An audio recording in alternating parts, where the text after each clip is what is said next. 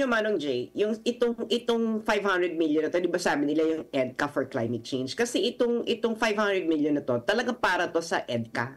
As in, it's really for developing EDCA. Pero pag tinignan mo yung batas, wala dito about climate change. Correct. Yung bill, ang nakalagay lang talaga dito is, really, these are all for like cybersecurity, intelligence, surveillance, and reconnaissance. So yun yung, these have nothing to do with the disasters na dinadanas ng Pilipinas every year. Sa Pilipinas kasi wala namang history na pinagbibilan ng Pilipinas ng mga bagong gagamitan. Bagong kagamitan. Kasi ang United States, marami dyan sa mga military material nila, nagluluma na. So kailangan nilang palitan ng bago. Correct. Ngayon, ang US Congress kasi gusto nila na yung mga luma ay ibenta para yun ang magiging pag-finance sa mga bago nilang kagamitan. Correct. So in effect, ito ibibigay sa atin ng United States is ibinigay sa atin ito para i-finance ang kanilang pagpapalit ng military material.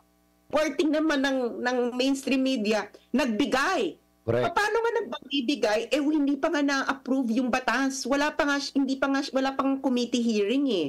So isa na naman tong pangbubudol sa ating lahat, no?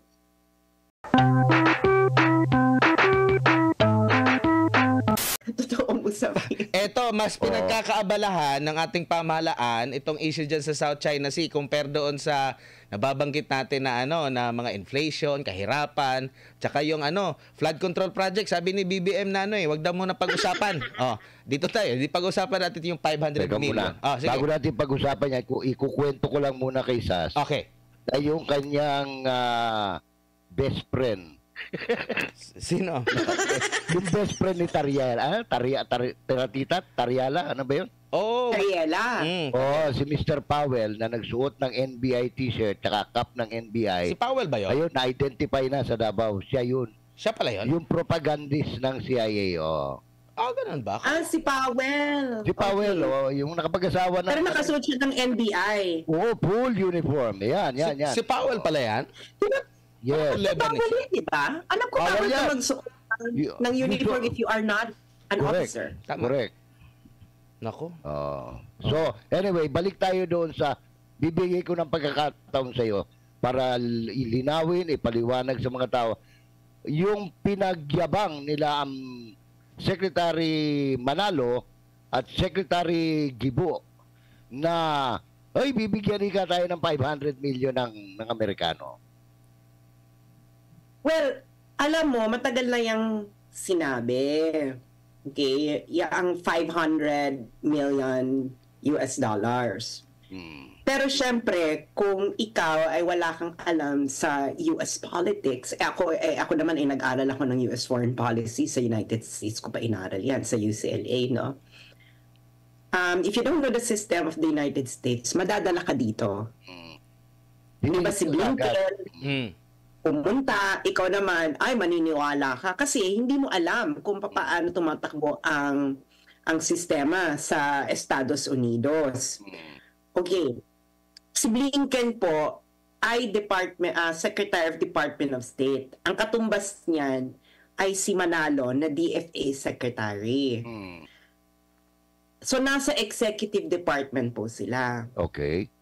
Pareho naman ang sistema natin sa Pilipinas at United States, no? Sino ang may power of the purse sa United States? Congress. Sino nag-approve ng budget? Capitol Hill. It is the US Congress, like the Philippine Congress, sila nag-approve ng budget. Yang 500 million na yan ay hindi pa yan naaaprubahan ng US Congress. Yan ang totoo. Kaya nga, pag tinignan mo yung statement ni Austin, Secretary of Defense. Sabi niya, we are working with the US Congress to allocate 500 million in foreign military financing to the Philippines. we are working with the US Congress. Hindi niya sinabi, walang sinabi dito na na-approve na siya ng US Congress. Yes. Ngayon, titingnan natin kung ano na nangyari dito sa bill na ito regarding the 500 million. Ang tawag kasi dito is PERA Act. It was filed on it was actually introduced pa lang, Manong J. It was introduced in the Senate on April 10, 2024. April 10, 2024, pinasya twice, and ang kanyang latest is it was only referred to the Committee on Foreign Relations. So yung mga nakakaalam sa proseso ng pagpasa ng batas, ni-refer pa lang ito sa committee noong April 2024. And pag tinignan natin yung history ng batas sa website mismo ng US Congress, yun pa lang ang action. It was referred to the Committee on Foreign Relations ng US Senate. So, in vernacular, parang, itong request para sa Pilipinas, pakitingnan nyo nga muna sandali. Parang ganun lang, di ba? Hindi. Pagpapasa ng batas yan, Manong J. Panukala. Panukala. Yung isang congressman, nagsulat ng bill, binasa, i-refer sa committee. Wala pa nga committee hearing. Wala pa. Ayun. Wala pa nga committee hearing. Ang title po ng bill, pwede niyo ito i-research, ay Philippines Enhanced Resilience Act. Ito yung sinasabi nila, 500. Pera. So, Philippine... At nag-file nito si Senator Bill Haggerty. Hindi nga sinama ang Pilipinas doon sa military. Correct. Sa Israel, Taiwan. Yun ang na-approve. Yun yung mabilis na-approve. Wala tayo ron. Wala tayo doon. Itong sinasabi nito ni Austin at Blinken, niloloko na naman. Actually, hindi naman tayo niloloko ng mga Amerikano eh. Niloloko natin yung sarili natin. Si Austin mismo nagsabi, we're working with the US Congress to allocate 500 million in foreign military financing. Ang reporting naman ng mainstream media, nagbigay. Correct. Paano nga nagbibigay? Hindi pa nga na-approve yung batas. Wala pang committee hearing eh. So isa na naman tong pangbubudol sa ating lahat, no? Pagpapasensyahan mo, Sas, kasi karamihan ng mga nasa mainstream media ngayon ay hindi nakapag-aral, hindi nakapag-observe sa goings on sa Capitol Hills, no? Gaano kahirap magpasa ng panukala doon. Kaya minarapat namin na hinga ng yung because gaya ni Inday Sara at ng inyong lingkod, nagkaroon tayo ng chance na pag-aralan at obserbahan ito. Paano ginagawa sa Amerika. So mabuti na yung nililid. Kasi yung iba, kapareho nung kanina, nagpapakarga ako gasolina. Sabi niya, uy sir, nindot sir, no, manghatag ng Amerika o 500 million. Hindi kasi nila naintindihan eh. Parang kagaya lang yan ng mga yung mga pledges ng parang kagaya lang din yan ng mga pledges ng iba't ibang mga tawag nito. Na pledges lang. Mga kumpanya. Hindi pa... Iba't ibang mga kumpanya. Parang ano lang yan, no? Parang ano lang yan, nag-utos na iban ang Pogo, wala pa palang executive order. Wala pa. Wala pa executive order. So, ayun yung natin, no? Wala pa nga executive order. Humihirit na nga si Madam na yung exempt eh. Exemption. pero hindi raw i-exempt. Kasi actually sabi nga ni Madam Risa Ontiveros, no? Lahat daw ng online gaming. Manong James. So pati pala pati i-bingo, pati ba yung pati isabong. Lahat daw ng online gaming eh. So parang ganito rin yan. Wala ngang batas. So ngayon, ang magandang katanungan dito, Manong J at Ka-Admar, is bakit ngayon ganito bakit ngayon ito nagkaroon ng ganitong pangangako, etc. Kasi nga nakita natin na wala naman silang ginawa noong recent Second Thomas Shoal Ayungin Shoal incident. Nakita na natin na nagkagulo na nga, diba, si Bersamin saka si Eudoro kung paano i-characterize yung incident. Sabi ng iba, it's an armed attack. Sabi naman ni Bersamin, they won't classify it as an armed attack. Hindi ba? Kasi kung i-classify mo ng armed attack, iti-trigger mo ngayon yung Mutual Defense Treaty. Correct. Na yung United States is kailangan rumesbak. Hindi ba? Kailangan niyang magkaroon ng with decision. the approval of the US Congress. Well, it not necessarily actually, Manong J. Ang kailangan lang ng approval ng US Congress kasi ano na ngayon, complex na ngayon ang United States pagdating sa approval ng use of military force. Kasi nung inapprovahan to, kailangan mo talaga ng US Congress Correct. to approve military. Ngayon may executive approval na, no? Ngayon meron na lang na executive approval. Yun yung pinaka limited kasi magpapadala ka lang ng mga sundalo, etc. Tapos yung ikalawa naman, yung dalawa na kailangan ng US Congress approval is the authorization of the use of military force saka declaration of war. And of course, hindi gagawin yun ng US Congress ng Amerika yung first two kasi that's tantamount to putting their country in a state of war with China. Sila mismo. So mangyayari lang yan, magpapadala ka lang ng sundalo, kunwari peacekeeping, ganyan. So nakita natin ngayon is bumalik na naman yung United States at sinabi na naman, ito na paulit-ulit na naman tong ironclad at ito ay para sa modernization ng ng Philippine military. Pero naman ikaw naman, tumanda ka na't lahat-lahat, no? Yung modernization na yan, alam mo, nagsisimula ka pa lang sa nandiyan. At saka ito, gusto ko rin itanong sa iyo. Kasi nung pinagyabang ni Mr. Marcos, na huwag kayong mabahala yung EDCA yan for climate change, for disaster, alam mo, ilang araw na lumipas yung habagat saka yung ni rubber boat ng Amerika, wala akong nakitang tumulong. Alam nyo, Manong Jay, itong 500 million na to, di ba sabi nila yung EDCA for climate change? Kasi itong 500 million na to, talagang para to sa EDCA. As in, it's really for developing EDCA. Pero pag tinignan mo yung batas, wala dito about climate change. Correct. Yung bill, ang nakalagay lang talaga dito is, really, these are all for like cybersecurity, intelligence, surveillance, and reconnaissance. So yun yung, these have nothing to do with the disasters na dinadanas ng Pilipinas every year. Kasi yun ang ang important sa atin hindi ba? Correct. Kasi naman yung sa China, although it's a black swan event na if there's going to be a war, it will be devastating, but it will not happen every year, no? It might happen in the future, lalo na kung nagkaroon ng miscalculation at pagiging mapusok nitong ating mga leader, hindi ba? Pero it's not the real needs, security needs ng Pilipinas. Ang real need natin, ito nakita na nga natin, lumubog, Metro Manila na yan. That's the capital, no? And wala tayong, nakakalungkot na wala tayong makita masyadong any response from the EDCA and from the government. At di ba yun nga, binenta nga sa atin tong EDCA for to mitigate the effect of climate change. Pero wala na naman preparedness. Pero SAS, may singit ko lang SAS. So ibig sabihin, yung panukalang batas na yun na $500 million na aid ay hindi mapapakinabangan ng Pilipinas kundi sa EDCA lang din?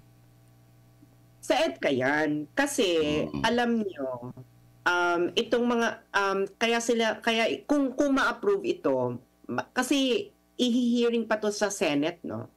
Sa US Senate. Ang United States kasi, Manong J, I'm pretty sure narinig na to, alam to ni Manong J at Ka-Admar, ang United States, hindi sila nagbibigay ng military aid na hindi nila mapapakinabangan. Correct. As simple as that. So, ang kaso niyan is, halimbawa, itong Taiwan, bakit nila na-justify na magbigay sa Taiwan? Kasi utang itong perang ibibigay sa Taiwan, kailangan ang bibinin lang ng mga military material na tinatawag, that's the formal name for weaponry, artillery, etc., ay kailangan wala sa United States. Correct. Hindi ka pa pwedeng bumili sa iba. Ganon din sa Pilipinas. Actually, meron tong meron tong different layers. Sa Pilipinas kasi wala namang history na pinagbibilan ng Pilipinas ng mga bagong mga gagamitan. bagong kagamitan. Kasi ang United States, marami dyan sa mga military material nila, nagluluma na. So, kailangan nilang palitan ng bago. Correct. Ngayon, ang US Congress kasi, gusto nila na yung mga luma ay ibenta para yun ang magiging pag-finance sa mga bago nilang kagamitan. Correct. So, in effect, ito ibibigay sa atin ng United States is ibinigay sa atin to para i-finance ang kanilang pagpapalit ng hand-me-down. military material. Hand-me-downs lang naman. And then, kumbaga, ikokostasin lang yun. Baka gusto mo ng eroplano, sige, ang worth ng eroplano, 75 million, iaawas yun doon sa 500. Ganun lang yun, padadala ng eroplano. Iaawas lang yun. Definitely, magkakaroon dyan ng kaliwaan, pero hindi naman mapupunta sa National Treasury yung 500 eh. Siguro may mga paglalagyan sila ng mga tao na i-approve. Kasi kailangan i-approve ng Philippine Military ng DND yung purchase eh. Pero syempre meron sa lagay pa naman, di ba? Sa lagay pa naman, so i-approve mo yan. So halimbawa yung for example, nung panahon ni President Duterte, nagkaroon siya ng contract na bumili ng mga bagong what kind of helicopters yung sa Russia? Sikorsky ba yung Sikorsky, yung sa Russia? Equivalent to. Yung equivalent ng Sikorsky. Bago yun bago yun. Hindi yung pinaglumaan ng Russia. Ngayon, pinigilan ng United States kasi nga ayaw nila. So, hanggang ngayon, ano na yung pinalit doon? Ano na yung pinalit doon sa na bago din? I'm pretty sure meron silang actually meron may nabili ata sa Poland do. But again, yun sa Poland kasi it's still a US company. It was a branch ng I think it's Lockheed Martin. Yeah. Lockheed Martin branch sa Poland. So it's still a US company. So umiikot lang yung pera. Hindi siya yung Pilipinas bibigyan kita ng 500 million US dollars para i-improve mo ang iyong defense at bahala ka kung saan mo bibilin. Hindi ganoon. It doesn't work that way. So ngayon itong sa US Congress, hindi pa natin kasi nalalaman yung laman nito kasi wala pa ng committee hearing. Pag nagkaroon ng Senate committee hearing, doon natin malalaman. And I don't think it's smooth coming. No, because kung smooth coming to, Manong J, bakit wala pang Senate hearing? April pa to pinasa. Ano na ngayon? Anong petsa na? It's July. April. Bukas August na. Bukas August na. Kailan ang US election? November. Republican pa yung marami November dyan. ang US election. November election, January, may bago ng presidente. May bago ng mga senador. Correct. Wala na panahon dyan ng US Congress. So itong nangako sa'yo, si Blinken at si Austin, they will never be there anymore. Baka nga wala na sila riyan. Kumbaga, parang kasi, nagbibilang na sila ng sisyo, hindi pa nangingitlog. Yes. Wala na. Pero tsak yun, wala na sila dyan, Admar. Kasi kanina lang sa rally ni Kamala Harris, 60 lang yung nag-attend. Mataas daw siya sa survey Bahala. Well, kahit naman mataas kasi survey, kung hindi mo naman makukuha yung electoral votes. Kasi remember, Hillary Clinton won sa popular vote against Trump. But Trump won because of electoral votes. So, hindi natin masasabi yan. And pagdating ni Trump, Trump might not be willing to give so much money anymore because he would like to focus on developing US economy. Di ba nabanggit din niya na yung Taiwan pagbabayaran niya yung Taiwan sa depensa na kanyang di ba sinabi niya rin 'yon? Yeah, ganun din siya. Ganun din naman siya sa Japan noon, gusto niya pagbayaran yung Japan, ganyan. So, di ba pati yung NATO gusto nilang taas kayo ng bayad. So ngayon kasi US politics is not so predictable. Well, it's not as unpredictable as Philippine politics. Yeah. It is not so predictable, like for example, Russia, China, and Singapore, for example, no, these are very predictable, or Vietnam, these are very predictable countries. So hindi natin malalaman kung anong gagawin dito, pero most probably itong bill na to na sinasabi ni Austin, hindi na to wala na tong time para pumasok. Wala na tong time kasi hindi pa nga nagko-committee hearing eh.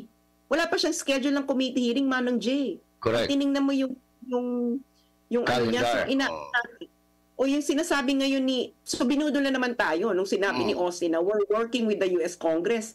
If you're working with the US Congress, bakit wala pang schedule to ng committee hearing? April pa ito inintroduce sa Senate. So, anong klaseng pagtatrabaho yan? Trabahong tamad yan. Hindi ba? So it's either trabahong tamad or nambobola na naman itong dalawa. Bakit kaya hindi nabanggit, Sas, bakit hindi binanggit at hindi nilinaw sa side nila na ito ay pending pa at napakalayo pa sa pending? Kumbaga, nasa unang parte pa nga hindi pa nga umusad sa Senado. Well, it's not their interest, no, to be honest. It's not in the interest of the United States to be honest with the Philippines. Correct. Diba? Actually, naging honest na nga sila doon sa ginawa nila yung campaign sa Pilipinas ng pandemic, pero pinagtakpan ito ni DND Secretary Gibotillo during the Senate. Hindi ba, kung hindi sa akin na-leak ito ng isang employee sa DND, hindi natin malalaman ang totoo. Correct. Hindi ba? And actually, this was verified by Reuters, and after a month of my expose, shino na nila. So wala talaga silang interest sa pagiging honest sa Pilipinas, at itong sila ito ngayong ating pamahalaan ay hindi nagiging honest kung ano ba itong 500 million. Actually, kung babasahin mo yung transcript ng sinabi ni Austin, nandun na yung clue eh. Sinabi niya, we are working with the US Congress to allocate 500 million. We're working. Wala silang sinabing, the US Congress already approved the 500 million. We're working. So, ngayon, kung ikaw ay matinong mamamahayag, hindi ba? Dapat, correct. Katulad sa Pilipinas, pag may sinabi na, magbibigay ng, may gagawing ganitong aksyon, magbibigay ng funding, alam mo, ang nag-a-approve ng funding ay Philippine Congress. Pag titingin ka ngayon kung may batas na nag-authorize niyan. Titingnan mo lang sa kung nandoon yun, no? Kung nasa di ba? Ngayon, bakit ngayon hindi nila ginagawa ngayon dito sa United States? Ang dali-dali naman pumunta sa website ng US Congress. Very open naman, no? Correct. Very open naman para makita mo yung status. So, ano pang pambubudol itong ginagawa sa ating ito, no? I'm pretty sure ginagawa ito dahil unang-una is napahiya itong Parang pay saving, ganun ba? Pay saving to na makita na, may ginagawa kami may ironclad commitment tayo, nandito kami, magbibigay kami ng 500 million. Nakita mo na kung gaano tayo tinatrato to ng mga Amerikano? Tinatrato tayo mga mukhang pera. Pakanan lang pala tayo ng pera, that's it. Pero, tapos na, di ba, ang gusto nga ng Pilipinas siya, ng pamahalaan. Sabi nga ni Maroha, rest back na ito. Paano rest back ito? Hindi nga tumulong sa'yo nung nagkaroon ka ng enkwentro sa Chinese Coast Guard sa Ayungin Shoal. Why is that rest back? They never even sanctioned anyone, They never even imposed sanction against any Chinese official in relation to Ayungin Shoal. So, sa makatuwid, anong ginagawa ng mga to? Iniikot-ikot lang tayo, no? Lalo in connivance with the current administration para bulahin yung mga Pilipino na itong foreign policy ni Marcos Jr. ay tama, which is hindi nga tama. No, nakita na natin kung anong nangyayari sa ating sa ating panlabas na ugnayan. No Association of Southeast Asian Nation or ASEAN member country is on our side. Correct. They actually do like what we're doing. Hindi dahil sila ay busy sa development, no? Correct. Busy sa economic development, Manong J at Kaadmar. Tayo, kung ano pinagbibisihan natin? Yung iba, busy sa paghihit-hit ng WPS, no? Bahala na kayo kung paano nyo i-interpret yun. Sas, may singit ko lang, Tito J, dahil may kapapasok lang na balita. nag-resign na pala si Secretary Fred Pascual ng DTI, effective August 2. Babalik siya sa private sector. Bakit kaya? Hindi natin alam. Inanunsyo ng Presidential Communications Office, sabi dito, effective August 2, 2024 as he transitions back to the private sector, President Marcos met with Secretary Pascual at Malacanang Palace to accept his resignation and acknowledge his invaluable service. Okay, yun. Ay mga salita. No. Ewan ko masyado na sigurong matanda ito si Secretary Pascual para mag-ano uli sa private sector. Pero in fairness to Fred Pascual, he was very active in promoting Philippine trade here in China. He led a lot of trade missions here. So kudos sa'yo, Fred Pascual. So maybe hindi niya na kaya yung trabaho. Yeah. Parang si BP Rasara lang din. It's either hindi na niya kaya because of the age factor or parang, being blunt about it. Wala nang patutunguhan. Wala naman patutunguhan yung aking kayod. Di ba? Yes. Para kita, di ba? So kasi magti-trade mission ka sa China, aaway mo yung China, it doesn't make any sense. Correct. Anong trade kahit sa ating pang-araw-araw na buhay na halimbawa gusto ko makipag-business kay Admar, pero inaaway ko si Admar. Ano sa tingin yung gagawin ni Admar? It doesn't make any sense. Correct. Anyways. So yun ang dito, no. I think this is a face-saving measure na mangangako ka sa Pilipinas, mawawala ka na sa posisyon in a few months. Hindi pa pumapasa sa Congress yung pera. And eventually, this will never pass because especially na yung US debt, pataas ng pataas. You know, exactly. That is their priority right now. Ilang beses na nilang tinaas yung kanilang debt ceiling, no, sa United States. And this 500 million, if the United States will give this, the United States will make sure that this 500 million goes back to sila ang nito. Babalik lang sa kanila nito. And maybe some of these would be loans, no? Some of these will be grant kasi wala naman nakalagay sa batas kung if this is a grant. Na wala kang babayaran or is this a loan, ganyan.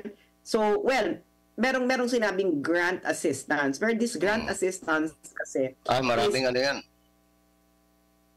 Yung grant assistance kasi nito, you will buy lang to, this is just formalities para kunwari lumabas yung pera at babalik din sa kanila. Correct. Kasi bibili nila yung bibili ng Pilipinas yung second-hand gamit ng Amerika para yung United States would have funding in order to finance their own new military equipment for themselves. Ganun lang naman yan para mabawas sa neto yung babayaran nila, no? And marami nang marami na ngayong decommission sa United States. So kailangan nila itong i-dispose and according to US law kailangan itong ibenta instead of just letting them rot away. And ang Pilipinas ang isa sa mga number one buyer ng mga ukay-ukay ng US military. Usas, kami nagpapasalamat for taking time out. Ako, may tatanong din sana ako kay Admar dahil siya nasa Manila. Dahil nabanggit mo si Mang Fred nag-resign. Nag-resign na rin si Mang Teng, no? Mang Dadato. Pakitanong lang, pakibulong lang kailan magre-resign si Seloy tsaka si Amina. Oo nga, no? Pero may narinig ako. Di raw tinanggap. Di ko lang alam kung anong... yun ang malakas ang tunog. Alam mo, ang taas ng kung si Secretary Mina, tanungin natin si Sas. Hindi ko alam kasi wala naman akong contact sa kanya. Wala na. So, si Mark ang may contact. Sino? Si Mark. Mark Lopez. Oo. Siguro si Mark Lopez na lang tanongin niyo tungkol sa secretary. Oo, no? ang ano dito, baka magsunod-sunod na ba to? Nakita mo ba? At possible na maging sila, naano na rin? Kumbaga nag-graceful exit na lang din sila kasi parang ayaw na rin nilang ano. Kasi ang balita ko, magbibigay na, parang bibigay na rin si Cielo eh. Yun nga rin yung narinig. Talaga? Hindi na kaya. Hindi na kaya siguro. Oo. Beno, maraming salamat sa... Hindi na kaya? Wala naman siyang ginagawa, Manong G. Ginagawa na naman niya. Yun nga yung problema kasi ang nagiging spokesperson si Black Rider, si Secretary Abalo, si Secretary Gibo, si Tariela, minsan si speaker, nagiging spokesperson din yun ng Pangulo. So, wala na rin siyang silbi rin siguro na kasi di rin naman siya nakakapagsalita din doon.